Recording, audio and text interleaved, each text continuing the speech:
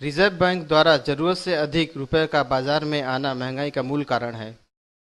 आइए जानते हैं महंगाई बढ़ने का असली कारण। सामान्य तौर पर महंगाई तभी बढ़ती है जब रुपए यानी कि M3 बनाए जाते हैं, लोन आदि के रूप में और भ्रष्ट अमीरों को दिए जाते हैं, जिससे प्रति नागरिक रुपए की मात्रा बढ़ जाती है और रुपए की कीमत घट जाती है और दूसरे चीजों की कीमत बढ़ जाती है, जैसे खाद्य पदार्थ, खाना पीना, तेल आदि। भारतीय रिजर्व बैंक के आंकड़ों के अनुसार प्रति नागरिक रुपए की मात्रा, जो कि 1951 में 65 रुपए प्रति नागरिक थी, आज 2011 में लगभग 50,000 रुपए प्रति नागरिक हो गया है। सब चीजों का मूल्य तुलनात्मक है, मांग और सप्लाई के अनुसार निर्धारित होता है।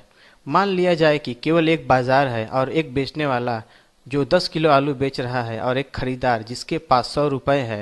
मान लो अगली स्थिति में बेचने वाले के पास 10 किलो आलू के बजाय 20 किलो आलू हो जाते हैं, तो क्या अब आलू का दाम घटेगा कि बढ़ेगा? आसान सा अनुमान, आलू का दाम घटेगा क्योंकि आलू की सप्लाई बढ़ गई है। एक और स्थिति में मान लो बेचने वाले के पास 10 किलो आलू है, लेकिन अब दो खरीदार हैं और दोनों के पास 100 रुपए है। अब आलू का दाम घटेगा या बढ़ेगा? आसान सा अनुमान, आलू का दाम बढ़ेगा क्योंकि रुपए की सप्लाई बढ़ गई है और इसलिए रुपए की कीमत घटेगी और दूसरे सामान का दाम बढ़ेगा, जैसे खाना पीना, पेट्रोल, गैस आदि। असलियत में भी ऐसे ही होता है।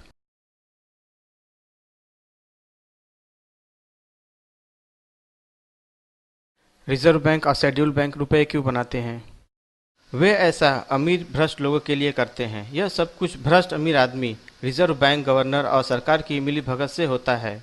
मान लीजिए भ्रष्ट अमीर आदमी रिजर्व बैंक से 1,000 करोड़ का कर्ज लेता है और केवल 200 करोड़ चुकाता है, और बाकी के 800 करोड़ रुपए अमीर आदमी सरकार और रिजर्व बैंक गवर्नर कंपनी को झूठ मूठ का दिवालिया घोषित करके आपस में बांट लेते हैं। अब रिजर्व बैंक गवर्नर 800 करोड़ की पूर्ति करने के लिए शेड्यूल बैंक जैसे स्टेट बैंक या आईसीआईसीआई बैंकों को 800 करोड़ रुपए बनाने को कहती है। इससे देश में ज़रूरत से अधिक पैसे हो जाते हैं और इससे पैसे की कीमत कम हो जाती है और बाकी चीज़ें महंगी हो जाती हैं।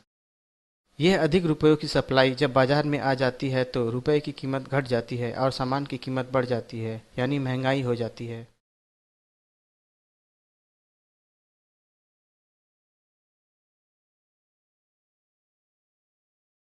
ये रुपए कौन बनाता है और ये रुपए कहाँ से आते हैं?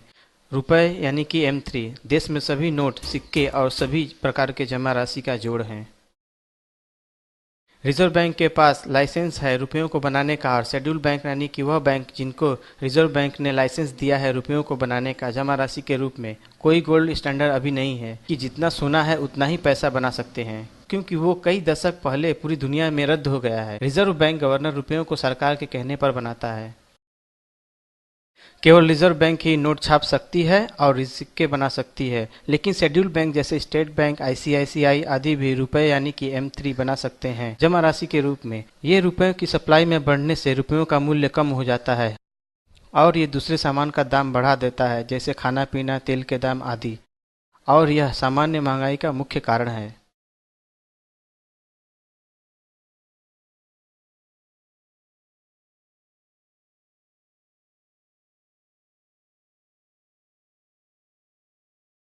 महंगाई व्यापारियों द्वारा सामान की जमाखोरी से या निर्यात से होती है, क्योंकि इससे सामान की कमी होती है, और सट्टा बाजार या कम पैदावार से भी महंगाई हो सकती है। ये सभी स्थानीय कारण हैं और ये सामान्य व्यापक स्तर से कीमतें नहीं बढ़ाते हैं। सामान की जमाखोरी से सामान की कमी आती है, लेकिन कोई भी हमेशा के लिए सामान को जमा नहीं कर सकता, और बाजार में सामान को छोड़ने पर कीमतें कम होंगी, और सामान्य कीमतों के बढ़ने में कीमतें केवल एक ही दिशा में ऊपर की ओर जाती हैं, और कीमतें एक बार जब बढ़ जाती हैं तो कभी भी गिरती नहीं हैं। ऐसे ही कीमतों का उतार चढ़ाव का झुकाव देखा जा सकता है खाने पीने की चीज़ों और दूसरे सामानों के सट्टे में।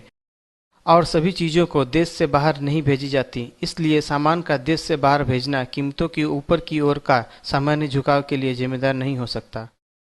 कम पैदावार को अधिकतर नागरिक महंगाई का कारण समझते हैं, जैसा कि हमने आपको पहले ही बताया कि यह कारण स्थानीय हो सकते हैं और इससे अन्य चीज़ों जैसे कुकिंग गैस और पेट्रोल की कीमतों के बढ़ने का कोई संबंध नहीं है।